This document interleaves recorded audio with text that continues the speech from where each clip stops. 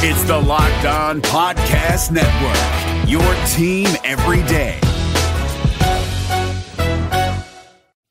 All the Rams fan out there, I'm back. Time to get back to work. See you September 10th. Let's go. Touchdown, Los Angeles. You are Locked On Rams, your daily Los Angeles Rams podcast. Part of the Locked On Podcast Network. Your team every day. Yeah, I feel good right now. To be back out here playing football again, that's what it's all about at the end of the day. But long process, a long wait. It was tough. Definitely was tough for me. Just, having a love for the game and have to, push that to the side to handle the business side. But, it's a blessing. I thank Mr. Kroenke for, giving me an opportunity. Investing into me. Kevin and Tony and them guys did a great job. My agents, Ton and Brian, nonstop to get this thing done. So, I can't thank Mr. Kroenke enough for, investing into me and let me finish my career here and be a part of, doing something special here. Rams Nation, what's happening? What's good? It's your boy Bear Motter from Rams Podcast, but this is Locked On Rams. This is a special edition of Locked On Rams. We are super excited. We got lots to get to today, but first I want to introduce our special guest we got on live from the 405, James Kroger. James, how you doing? You're in a car right now. I don't know if you're on the 405, but it just rhymes. So what's up, my man? How you doing? Woo, Bear, I couldn't be better. I have a major weight off of my shoulders, and I'm feeling great. I'm heading up to the mountains. I'm actually just pulling onto the 395 on my way up to Mammoth. Got out of a lot of traffic. I thought we snuck out of there a little early today, but so did everybody else. But we're halfway there, and yeah, dude, I'm good. Thanks for having me on the show. I appreciate you calling me in from the car.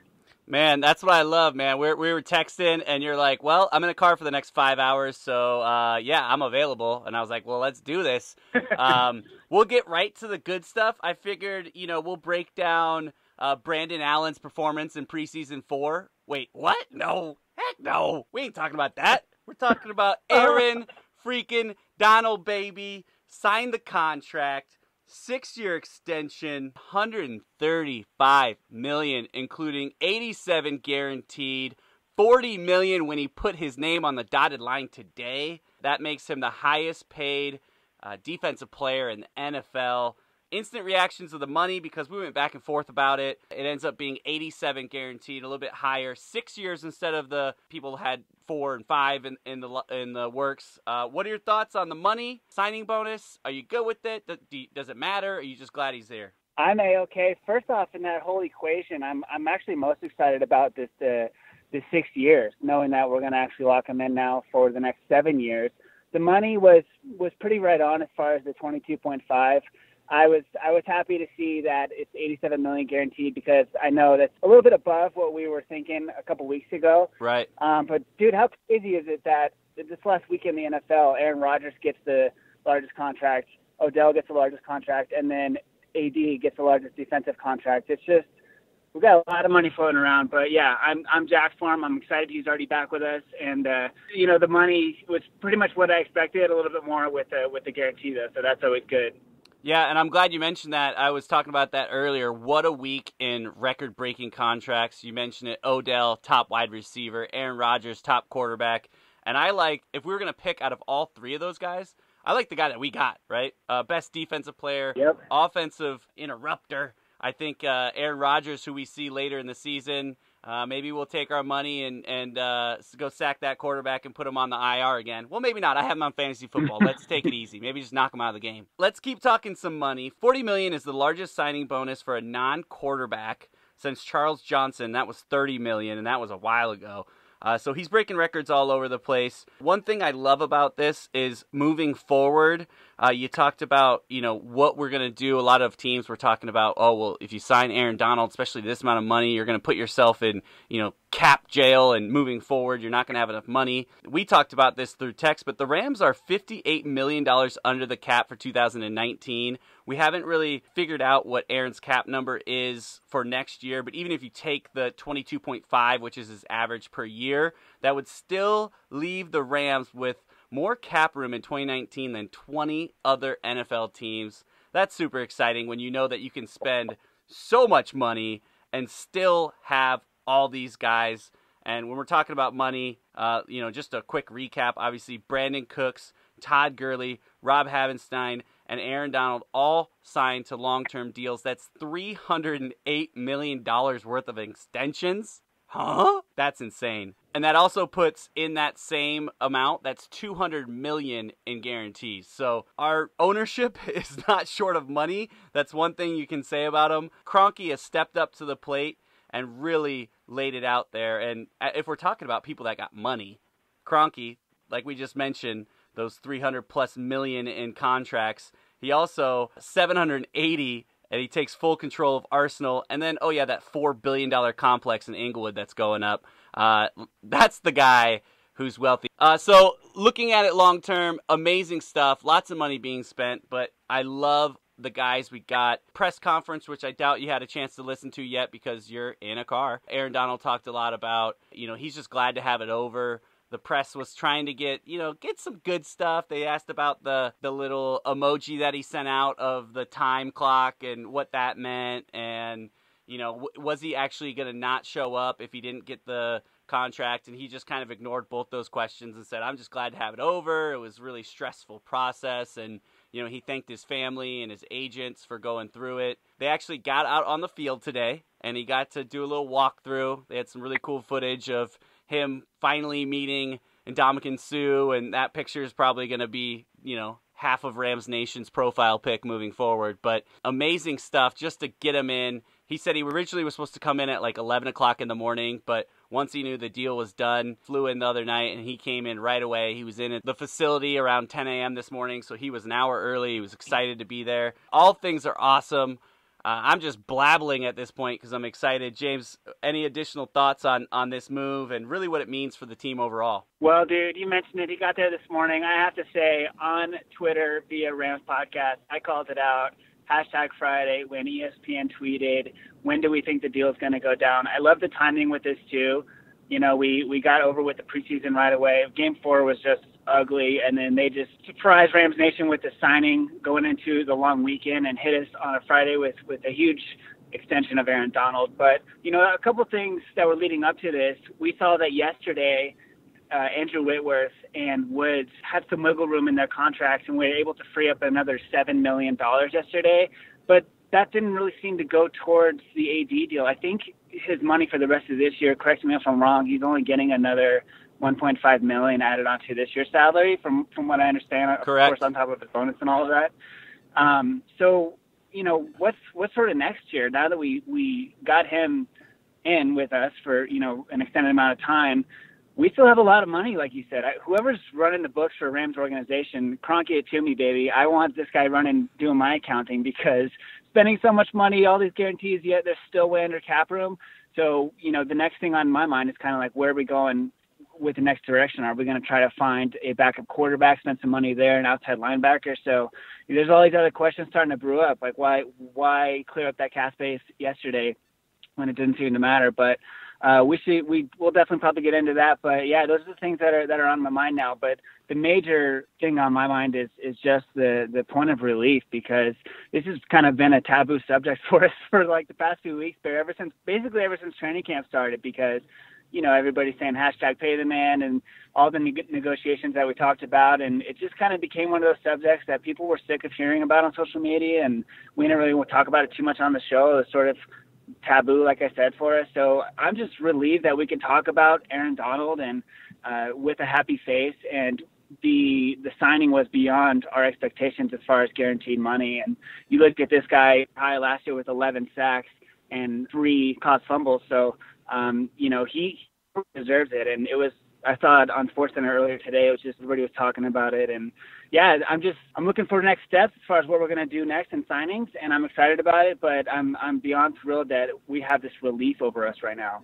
Dude, first, before we go any further, Kroenke it to me, baby. Are you kidding me? Let's make a T-shirt. That was gold, Mr. Kroger. That was gold. And that's it. That's a great question. You have one of the best questions right there, was about that cap space we created and what are we going to do with it. I say we tackle that a little bit on the other side. We're going to take a quick break, get a word from our sponsors in. We'll be on the other side with what does that mean, what's going on with some of these roster moves, and what's up next. We'll be right back. All right, Rams Nation, we are back. This is Bear Motter. I'm joined by James Kroger. He is on the road, I'm actually recording in Chicago right now. Can't stop, won't stop. Lockdown Rams, the Rams podcast for life, baby. We're going to get this done. I love it. Thanks for joining me, James. Meg, who is in the car, I appreciate you listening to Ram stuff while you're driving up for your weekend getaway. We appreciate that as well. As we talked on the other side, James, you talked about being excited about everything that we got going on and kind of curious about how we shifted around some money, which in a weird way didn't seem like it really affected the Aaron Donald deal. And it's cut time. I want to talk about that in a second because I know you're on the road and you haven't seen some of the initial cuts that are coming out. So I want to read off some names for you so you kind of get caught up on that. But you're right. What are we going to do with that extra money that we have? Is it, which you talked about and kind of teased it a little bit, is it maybe looking for, a room for a backup quarterback, someone that has a little bit higher of a salary cap that we got to bring in and, make some room for? Maybe we're looking ahead to some of the guys that are available. Maybe we're already in some trade talks that we don't know about, trying to solidify that backup position. Maybe the Rams are good with Sean Mannion. I'm not, but I know you're not. But there's money still there. One little rumor I heard today, and it came from ESPN LA, and it's just sports radio talk, but it kind of got me crazy excited. They talked about what if the Rams went and made a deal for Khalil Mack, right? And we know that Ndamukong Suh's on a one-year deal, and it's almost kind of, for 1 year, we would have Khalil Mack, Ndamukong Suh, Aaron Donald, Brockers, the boys on the outside, our safeties in the back, and then maybe next year you got to figure out, okay, are we signing one of these guys? And, you got to give up money. The only thing is you got to give up basically 2 first-round picks for that. That's the only reason I would probably veto that trade, is kind of mortgaging our future for a risk of signing another guy. But we got the money, weirdly. Everything said is get all these guys signed before you have to pay Jared Goff.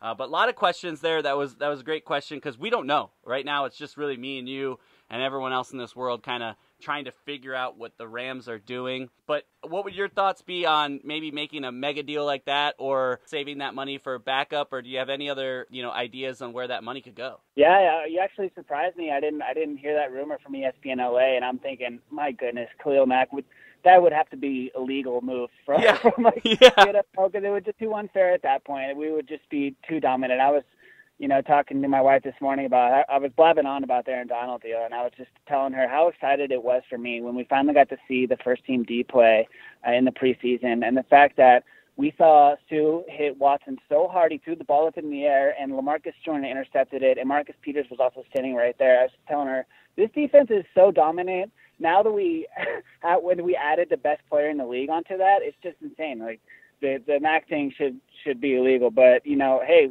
let's shoot for the sky. Why not?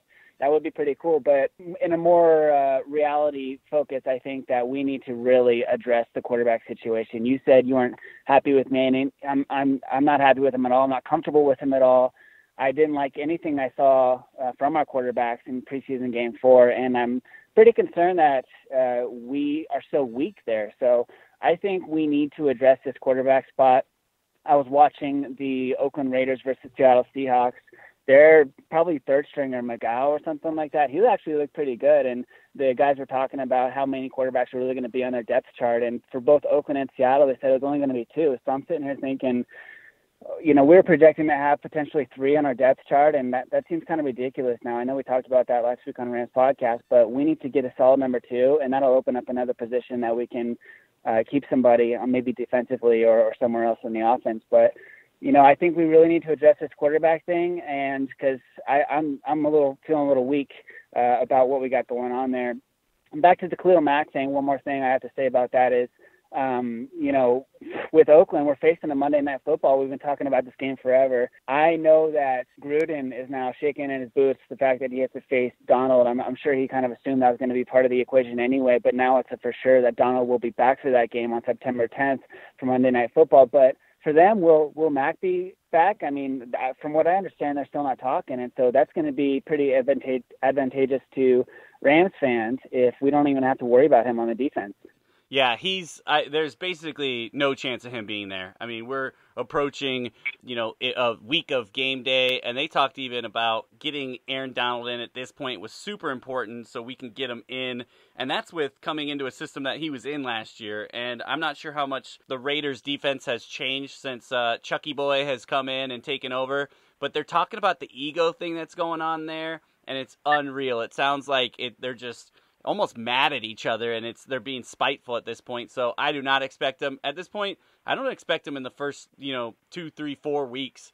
They're really going to have to come a far way because they are so far apart right now, and they keep pushing almost for a trade. And they're looking at 2 first-round picks. The reason why they're looking at that is next year they would be able to tag Khalil Mack again. Basically, he would be on the unrestricted free agent tag at that point. So some other team could give him an offer sheet.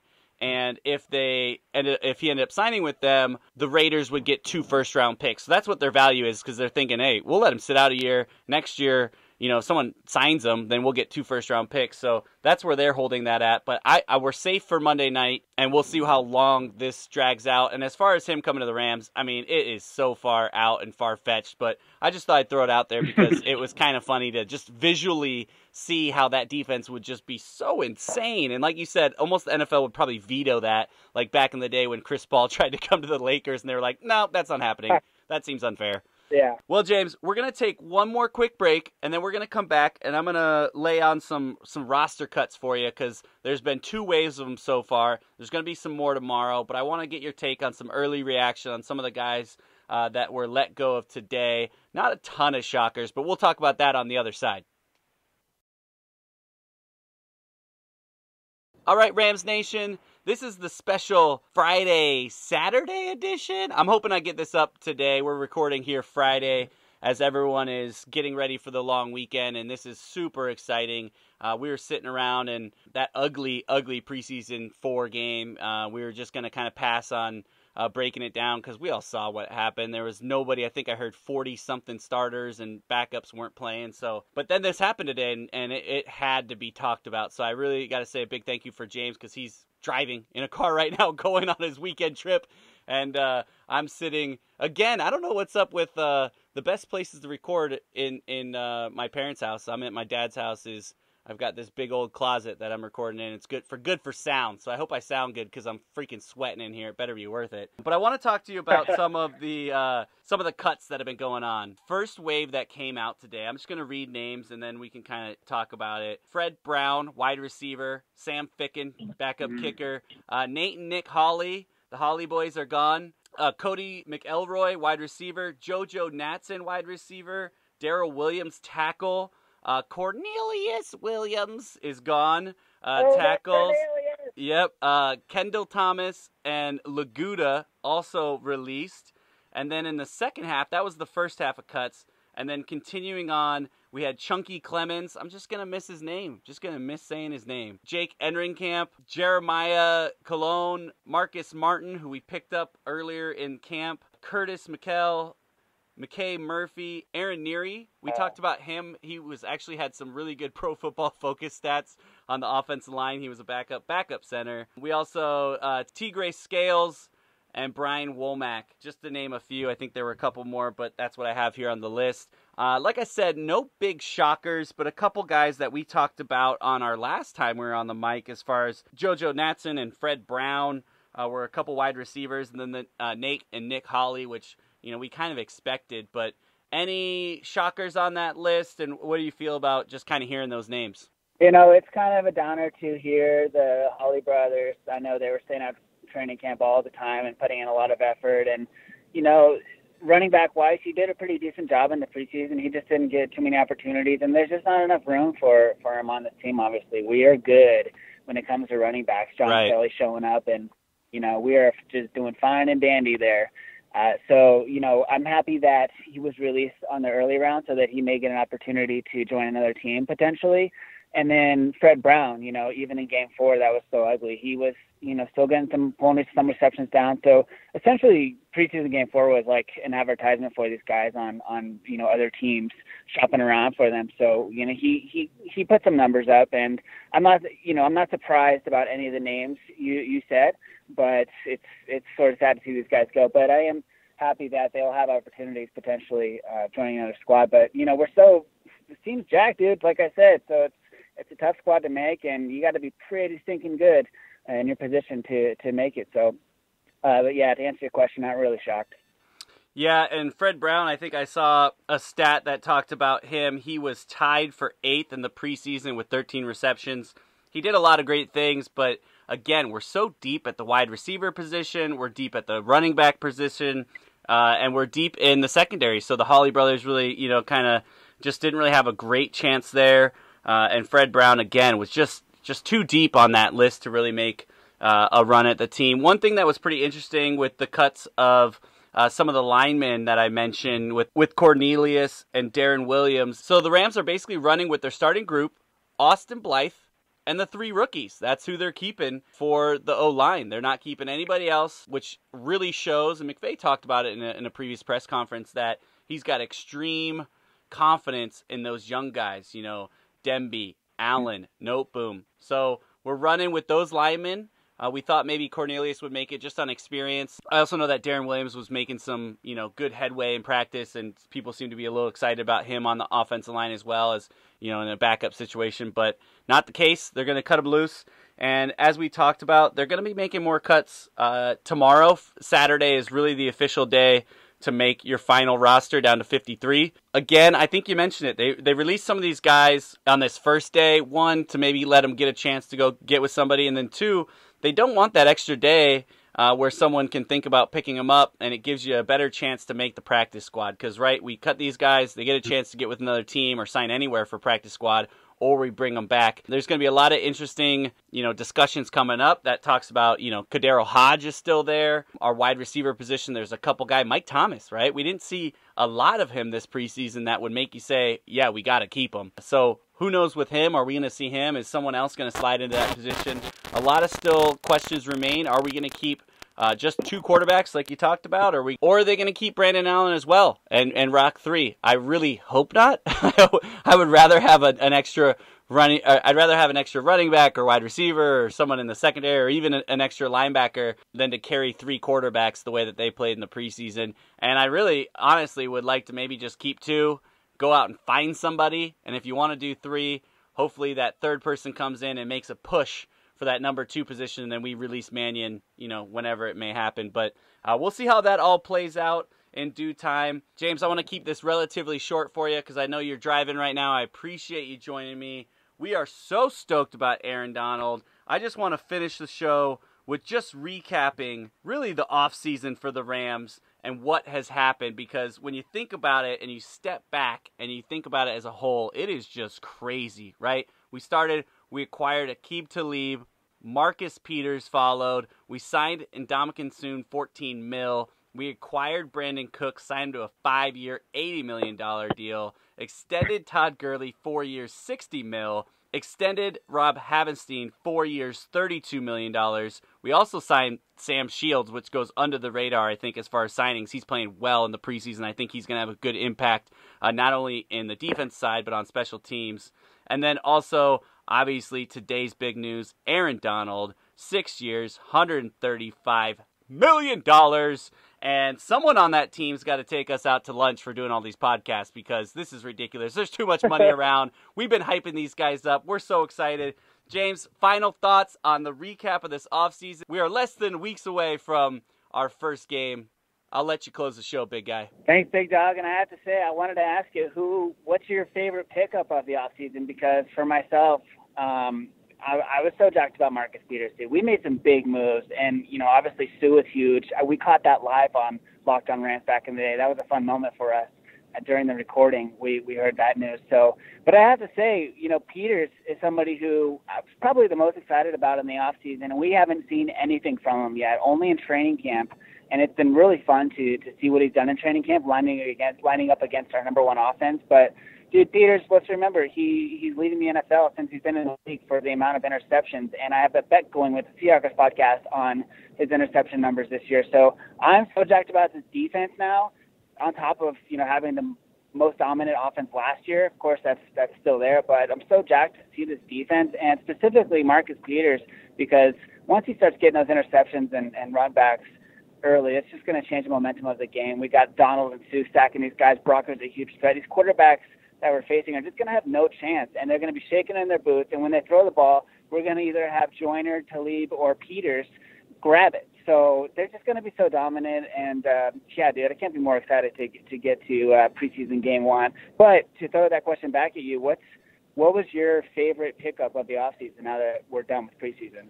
Yeah, I mean, as far as newcomer, since you said Peters, I think that would be probably one of mine as well. But I'll go the other direction of Ndamukong Suh. Just the way that he's bought in right away. Seems like he's a leader to some of the younger guys at that position, really helping and trying to develop everybody. You kind of thought, oh, is he coming in just for the money or trying to chase a ring? Or you had all these reservations about who he is and how he plays and, whatnot. But what we've seen from him so far, he's really come in as a leader. He really held it down until Donald got here today. So as far as newcomers, I'd have to say him. But I'm just so stoked about this Donald news that the Rams got it done, even though it took a very, very long time. He wants to be here. And then we talked about it earlier. He signed it for a 6-year extension. Like he talked about today, retiring with the team. Those type of things get me super excited. He said he was here when they were bad. He's excited to be here now that we're good, and he wants to finish his career here. So I'm going to leave it on that. This is the Aaron Donald special. So I'm going to have to say Aaron Donald is our biggest signing of the offseason, because why not? Defensive Player of the Year, potential MVP candidate if they gave the defense some love. But I'm super excited. Obviously, you can tell I'm going to listen to this podcast probably every day for the next week just to keep this energy going, because, man, I'm on an Aaron Donald high right now, man, and who wants to take a hit? You are, and you're burning up in your dad's closet down in Chicago, so I'll let you come out of the closet now, and thanks for calling me. I like that neither of us are in LA, yet we're so jacked and excited about everything going on there. Dude, I'm with you, brother. And guys, be sure to check me out on Twitter at Rams Podcast and also at JKroger3. Same with Instagram. And Bear and I have a weekly longer show that if you like what you're listening to now, be sure to tune in for that as well. But dude, thanks again for having me on. I'm going to go walk around the campgrounds with a smile on my face, knowing that they paid the man and I brought my Rams flag with me. So hopefully I'll run into some other folks from Rams Nation out in the boonies. Awesome, James. I appreciate it. Yeah, guys, go check out Rams Podcast. I can't wait to talk about the Aaron Donald news next week on that show as well. But you know what it is. Until next time, Rams Nation, peace.